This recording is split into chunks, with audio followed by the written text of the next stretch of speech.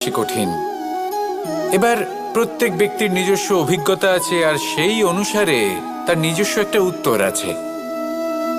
সাধারণভাবে দেখতে গেলে এই সংসারে সব থেকে কঠিন হলো তপস্যা করা, অর্থাৎ সব কিছু ত্যাগ করে তপস্যায় নিজেকে বিলীন করে দেওয়া। এবার এর থেকে বেশি কঠিন এই সংসারে আর কি বা হতে পারে? এই সংসারে, এই সমাজে, নিজের পরিবারের মধ্যে থেকেও ধৈর্য ধরে সামনে অগ্রসর হওয়া, এটা হলো সব থেকে কঠিন কাজ। কারণ যখন আপনি তপস্যা করেন তখন সেখানে আপনার ধৈর্য ভাঙার মতো কেউ থাকেন না, না কোনো বন্ধু, না কোনো আত্মীয়, না কোনো শত্রু, কেউ না। কিন্তু যখন আপনি এই সমাজে, এই পরিবারে থাকেন, কোনো না কোনো ব্যক্তি এসে আপনার ধৈর্যের বাঁধ